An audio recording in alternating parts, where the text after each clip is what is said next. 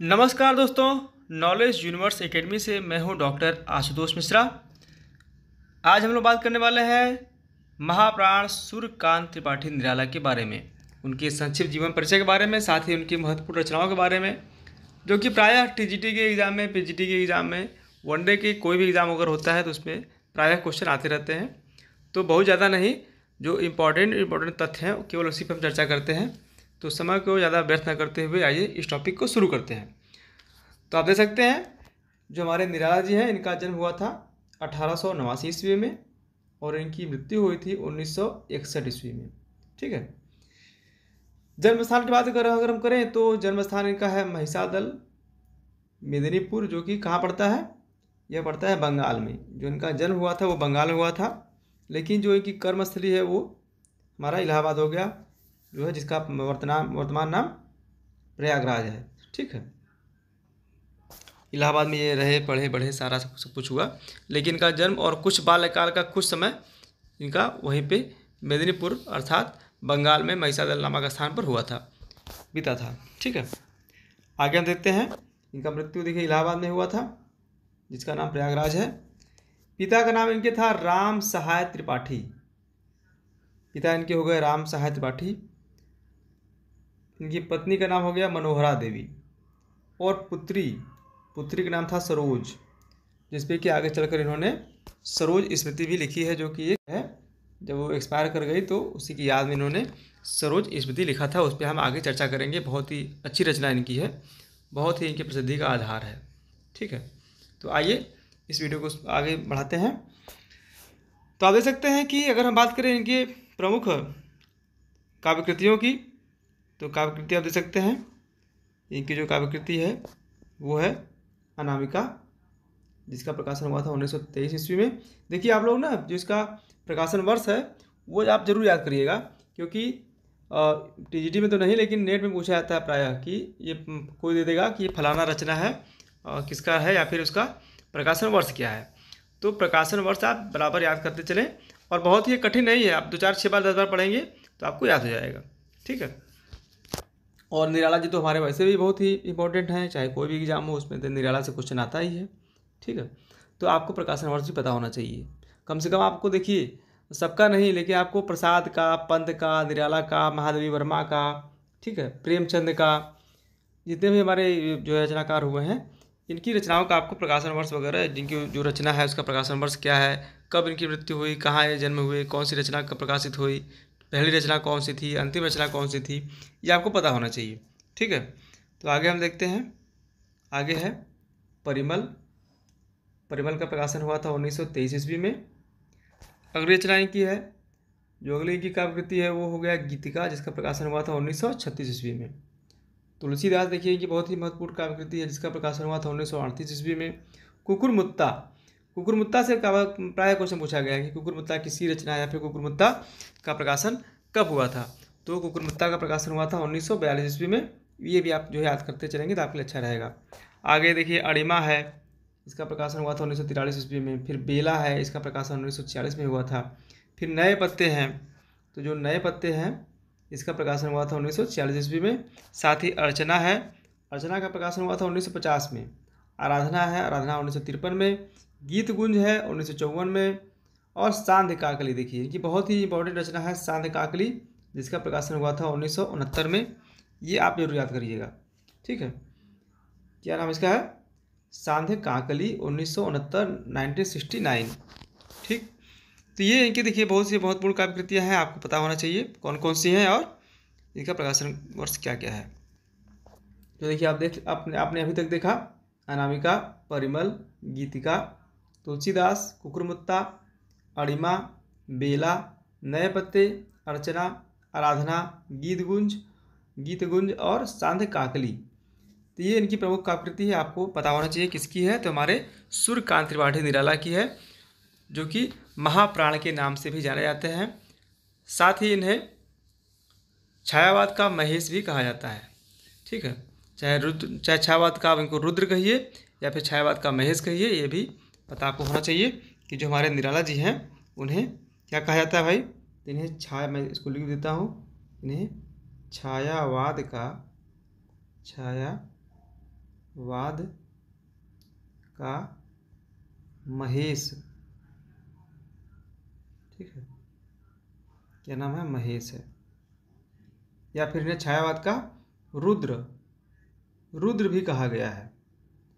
ये आपको पता होना चाहिए। छोटे छोटे क्वेश्चन देखिए कभी भी कहीं से पूछ सकता है, तो आप इसको अभी से पढ़ते रहेंगे तो आपके लिए काफ़ी बेनिफिशियल होगा। तो इन्हें छायावाद का महेश भी कहा गया, छायावाद का रुद्र भी कहा गया। बाकी जो छायावाद के जो चार स्तंभ हुए हैं उनमें भी इनका नाम आता ही है, ठीक है। महाप्राण इनका नाम था ही, इनके बहुत सारे उपनाम हैं, तो ये आप याद करिए। कम से कम छायावाद का महेश रुद्र याद करिए ही, साथ ही महाप्राण आपको पता ही होगा, महाप्राण में याद कर लीजिए। निराला भी इनका टाइटल था, निराला भी ये लगाते थे, तो निराला भी आपको पता है कि निराला जो है सूर्यकांत त्रिपाठी जी का ही नाम है। आगे देखते हैं हम लोग जो है, तो आगे आप देख सकते हैं लिखा हुआ है कि निराला की जो काव्य, निराला के काव्य संसार में प्रथम व अंतिम कृति निम्नलिखित है। तो आप देख सकते हैं जो इनका प्रथम संग्रह है वो है अनामिका, ठीक है। जो इनका प्रथम संग्रह है उसका नाम है अनामिका, और जो अंतिम संग्रह है उसका नाम है सांध्य काकली, ठीक। प्रथम संग्रह क्या हो गया, अनामिका हो गया। अंतिम संग्रह क्या हो गया, सांध्य काकली। देखिए यहाँ लिखा हुआ है प्रथम संग्रह 1923 ईस्वी अनामिका, और अंतिम संग्रह क्या है, सांध्य काकली, जिसका प्रकाशन हुआ था 1969 में। इस तरह देखिए छोटी छोटी चीज़ें हैं, लेकिन आपको पता होना चाहिए प्रथम कौन सा था, अंतिम कौन सा था, ठीक है, कौन सा ज़्यादा फेमस था। प्रथम कविता कौन सी है, तो प्रथम कविता की बात करें तो वो क्या है, जूही की कली है, जिसका प्रकाशन हुआ था 1916 में। अंतिम कविता कौन सी है, तो अंतिम कविता का नाम देखिए है पत्रोत्कंठित जीवन का विष बुझा हुआ है, ठीक। तो ये सब चीज़ें आपको पता होना चाहिए। प्रथम संग्रह का क्या हो गया भाई, प्रथम संग्रह कोई पूछे अगर तो वो हो गया आपका अनामिका हो गया। अंतिम संग्रह क्या हो गया, सांध्य काकली हो गया।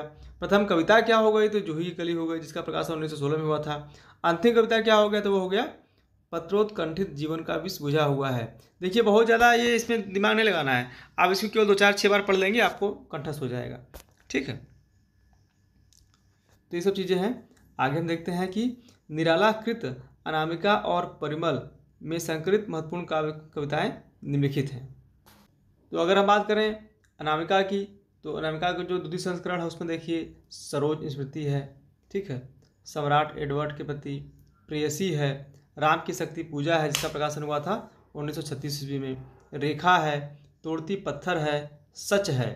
इतनी इनकी रचनाएं इसमें है। तो आपको पता होना चाहिए ये सब किसमें संकलित है, ये सब अनामिका के द्वितीय संस्करण में संकलित है, ठीक है। उसी प्रकार से परिमल में क्या गया भाई, तो देखिए परिमल में आप देख सकते हैं कि ये अधिवास है, जूही की कली है, बादल राग है, विधवा है, भिक्षुक है, संध्या सुंदरी है, पंचवटी प्रसंग है। ये किसमें है, ये परिमल में है। तो आपको पता होना चाहिए सरस्वती वगैरह जो है ये सब अनामिका में है, और जो ये रचनाएं हैं ये सब परिमल में संकलित हैं, ठीक है। आगे देखते हैं हम, तो देखिए आगे है पंडित सूर्यकांत त्रिपाठी निराला को हिंदी में मुक्त छंद का प्रवर्तक माना जाता है। अगर आपसे पूछा जाएगा कि सबसे पहले हिंदी में मुक्तक किसने लिखा था, तो आपका उत्तर हो जाएगा निराला जी ने लिखा था। या मुक्त छंद का प्रयोग किसने किया था, तभी आपको हो जाएगा कि निराला जी ने ही किया था। चाहे मुक्तक कहा जाए या फिर मुक्त कहा जाए, आपका उत्तर वही होगा कि निराला जी ने किया था।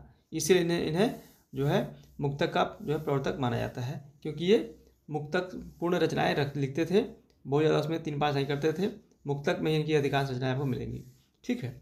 इन्हें कुछ आगे चलकर इसी पर ही कि इनको केवल मुक्तक लिखते हैं, इनको कुछ आता नहीं है, तो इस पर आगे चलकर इनको बहुत सारे लोगों ने इनकी जो है आलोचना भी की थी। जैसे कि कुछ आलोचकों ने कहा था कि इनका जो मुक्तक है वह जो है रबर छंद है, ठीक है, रबर छंद है या फिर केचुआ छंद है, मतलब इसको बढ़ाया गया है जानबूझकर, कोई मतलब इसका नहीं बढ़ाने का। लेकिन इससे रबड़ होता है ना, रबड़ को भाई उसको पकड़ खींचिए तो थोड़ा सा तन जाता है, केचुआ भी थोड़ा सा तन जाता है, उसको छुए तो थोड़ा सिकुड़ जाता है। तो उसी प्रकार से ये इनके मुक्तक में कोई ऐसी बात है नहीं, लेकिन इसको जानबूझ के ये बढ़ा कर लिखे हैं, बढ़ा चढ़ा कर, तो इसको जानबूझ के बढ़ाया गया है, जो कि प्रायः रबर का स्वभाव होता है या फिर केचुआ का स्वभाव होता है। तो इसीलिए कहा गया है कि इनका जो मुक्तक है वह रबर छंद है या फिर केचुआ छंद है, ठीक है। तो आपको ये भी पता होना चाहिए कि किस रचनाकार के छंद को रबर छंद या केचुआ छंद कहा गया है। तो आपको पता होना चाहिए कि निराला जी के जो निराला का जो मुक्तक है, निराला को ही रबर छंद का प्रवर्तक कहा गया है, फिर केचुआ छंद कहा गया है, ठीक है। रबड़ छंद का प्रवर्तक तो नहीं, लेकिन लोगों ने इनके ऊपर आरोप लगाए हैं। प्रवर्तक तो प्रायः जो है मुक्तक छंद का ही को माना जाता है, लेकिन कुछ भाई आलोचक सबके होते हैं, सभी विद्वानों की जो आलोचना की गई है। तो उसमें इनके छंद को, इनके मुक्तक को रबड़ छंद या केचुआ छंद कह के उपहास भी उड़ाया गया है। आगे देखते हैं, निराला ने कवित्व को हिंदी का जातीय छंद कहा है। ठीक है, तो आप क्वेश्चन देखिए, आपको एक यहाँ भी मिल गया कि हिंदी का जातीय छंद किसे कहा गया है, तो कवित्व को कहा गया है। किसने कहा है, तो निराला ने कहा है। ठीक है, जातीय छंद किसको कहा गया भाई, तो कवित्व छंद को कहा गया। किसने कहा, तो निराला जी ने कहा। ये आपको पता होना चाहिए। आगे है, निराला ने परिमल की भूमिका में लिखा है, मनुष्यों की मुक्ति की तरह कविता की भी मुक्ति होती है। यह देखिए बहुत ही अच्छा कोटेशन है, प्रायः यह टीजीटी में भी कई बार पूछा जा चुका है और नेट में भी कई बार पूछा जा चुका है। तो ये कोटेशन है, आपको पता होना चाहिए कि मनुष्यों की मुक्ति की तरह कविता की भी मुक्ति होती है। ठीक है, यह भी आपको पता होना चाहिए किसने कहा है, तो ये हमारे निराला जी ने कहा है, मुक्तक की प्रशंसा करते हुए। ठीक है, आगे है, निराला कृत सरोज स्मृति को हिंदी का सर्वश्रेष्ठ तथा प्रथम शोक गीत माना जाता है। देखिए ये क्वेश्चन आ गया ना, मैं आपको बताया था ना कि जो हमारे निराला जी हैं, उनकी जो सरोज स्मृति है, यह प्रथम शोक गीत के नाम से जाना गया है। शोक गीत मतलब कि शोक से, मतलब इसमें केवल शोक ही मतलब मान चलिए आप है, मतलब जो इनकी बेटी थी सरोज, वो बहुत ही कम उम्र में उसका देहावसान हो गया था, और उसी की याद में उसके प्रायः मतलब बालकाल में कैसी थी, फिर जो थोड़ी थोड़ी बड़ी होने लगी फिर कैसी हुई, फिर जब वो किशोरावस्था में गई तब कैसी थी। ठीक है, तो इस सब चीज़ों का बड़ा अच्छा उन्होंने अपने मनोरम वर्णन किया है अपनी रचना में। तो अगर आप हिंदी के अध्येता हैं तो आपको पता होना चाहिए कि शोकगीत क्या होता है, सरोजमती क्या है। तो प्रायः आप सरोजमती तो आप जो है पढ़िएगा ही, अगर आप हिंदी या साहित्य आपका है तो आप सरोज स्मृति है निराला जी की, उसको जरूर पढ़िएगा, आपको बहुत अच्छा लगेगा, और बहुत इन्होंने मार्मिक वर्णन किया है। ठीक है, आगे है, निराला कृत राम की शक्ति पूजा महाकाव्य का उपजीव ग्रंथ बांग्ला कृत कृतिवास रामायण है। ठीक है, जो कि इनका देखिए, जो इनकी राम की शक्ति पूजा है, अब इसको आप पढ़ेंगे और फिर आप जो है हमारे तुलसीदास जी हैं उनका पढ़ेंगे आप श्री रामचरितमानस, तो आप कंफ्यूज हो जाएंगे, अरे उसमें तो कुछ और लिखा है, जो हमारे रामचरितमानस है उसमें कुछ और लिखा हुआ है, और निराला जी की राम की जो शक्ति पूजा है इसमें कुछ और लिखा हुआ है। तो ऐसा इसलिए है कि इन्होंने प्रेरणा किससे ली है, इन्होंने प्रेरणा ली है कृतिवास रामायण से। ठीक है, कृतिवास रामायण क्या है भाई, ये यह बांग्ला रामायण है जिसके रचनाकार महर्षि कृतिवास थे। ठीक है, तो जो महर्षि कृतिवास थे उन्हीं के द्वारा जो लिखा गया रामायण है, उसी को कहा गया है कृतिवास रामायण। और जो कि भाई ये बालकालों का वहीं जो पिता था बंगाल में ही, वहाँ से भी थोड़ा सा लगाव रखते थे, तो इन्होंने अपने राम की शक्ति पूजा का जो उपजीवी ग्रंथ माना, वह मतलब जो प्रेरणा ली वो कृतिवास रामायण से ही ली, तुलसी के रामचरितमानस से नहीं ली, या बहुत कम मात्रा में ली। ठीक है, तो अगर क्वेश्चन आता है कि निराला की राम की शक्ति पूजा का उपजीवी ग्रंथ क्या है, तो आपका उत्तर होगा कृतिवास रामायण है। या किससे प्रेरणा लेकर लिखी हुई है, तो कृतिवास रामायण से प्रेरणा लेकर लिखी गई है। ठीक है, जो बच्चे बंगाल के होंगे उनको पता होगा। आगे देखिए है कि निराला कृत तुलसीदास 101 छंदों में रचित एक खंड काव्य है।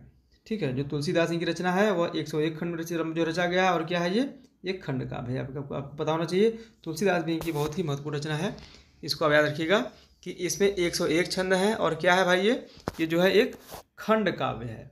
ठीक है, आगे है, निराला ओज, औदात्य और विद्रोह के कवि हैं, ये भी देखिए इनका एक उपनाम है। भाई ओज का कवि कौन है, तो निराला है। औदात्य के कवि कौन है, तो वो भी निराला है।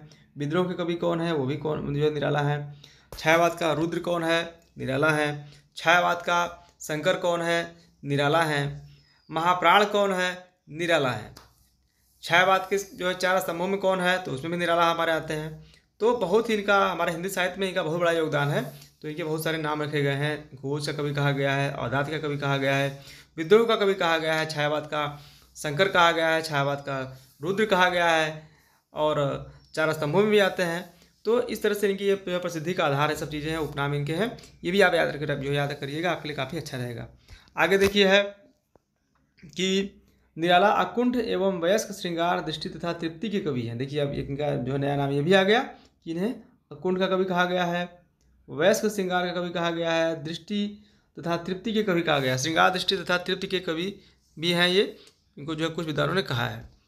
ठीक है। साथ ही आचार्य रामचंद्र शुक्ल ने निराला के बारे में लिखा है कि बहु वस्तु स्पर्शनी प्रतिभा निराला जी में ही है। तो ये भी जब बड़ा अच्छा क्वेश्चन है जो है हमारे शुक्ल जी का, किसके बारे में कहा उन्होंने, तो निराला के बारे में कहा है।